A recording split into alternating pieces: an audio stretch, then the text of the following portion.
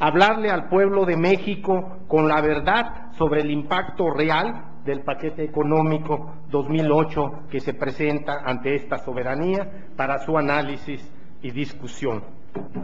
Dicho esto, le adelanto una primera pregunta, señor secretario.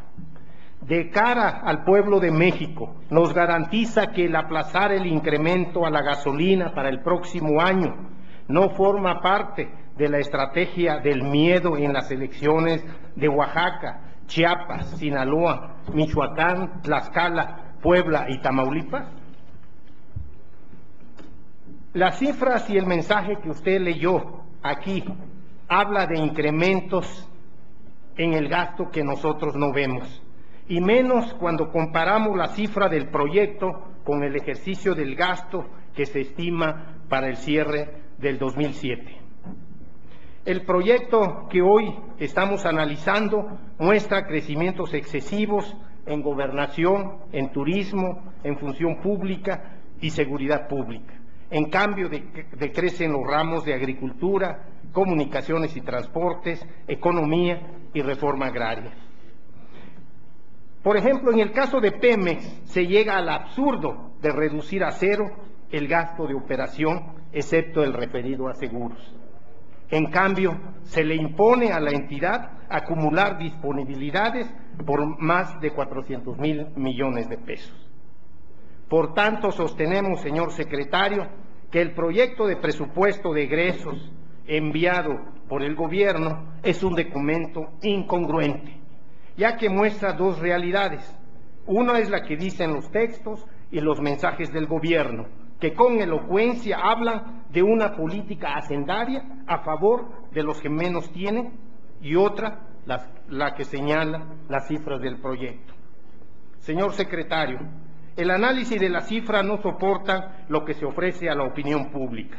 Más aún, parece que el gobierno pretende sorprender a los legisladores. Doy dos ejemplos. En desarrollo social se propone un incremento nominal de 7% respecto al esperado, pero si se resta la inflación, el crecimiento se reduce. ¿De veras cree usted, señor secretario, que con ese porcentaje se paga la deuda social con los pobres?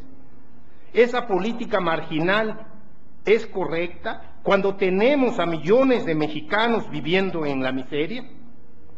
Para empeorar las cosas, compañeros diputados, el proyecto que nos enviaron para el ramo 20 en el año 2008 es menor a lo ejercido en el 2007. Según el informe de avance de gestión financiera, el presupuesto modificado para 2007 es de 37,817 millones de pesos y el proyecto para 2008 es de 37,582 millones de pesos. Hay una baja en términos absolutos. Es decir, lo que ofrece Hacienda para el 2008 es menos que lo que se estima gastar en el cierre de este año. Enviar una cifra menor en desarrollo social exhibe que el discurso a favor de los que menos tienen es total y notoriamente falso. En materia de infraestructura de comunicaciones y transportes, el presupuesto del año pasado fue de 39,168 millones de pesos, el aprobado, a los que el gobierno hizo modificaciones para llegar a un ejercicio que se estima en 44,268 millones de pesos. Y ahora el proyecto que nos envía es menor, pues tiene asignado solo 32,645 millones de pesos, lo que significa en números redondos 12,000 millones de pesos menos. Aún con los 15,000 que ustedes pretenden asignar con la reforma, la asignación es insuficiente. El gobierno se jacta de que fortalece la infraestructura del país. ¿Con qué y cómo lo piensan lograr? ¿Con proyectos que realice el sector privado? ¿Usted cree, señor secretario, que los inversionistas privados que buscan el lucro van a construir caminos rurales y obras carreteras en los estados pobres del país, que es en donde la carencia de infraestructura es más grave y donde la gente no tiene para pagar una carretera de cuota? Le recuerdo un cálculo oficial que dimensiona el tamaño del problema. Aún contando la inversión en Pemex, México destinó 3.2% del producto a infraestructura, mientras que Chile invirtió 5.8% y China 7.3%. Frente al tamaño de esta carencia, lo que se requiere es una gran reorientación para fortalecer la inversión pública, y eso no está en el proyecto de presupuesto.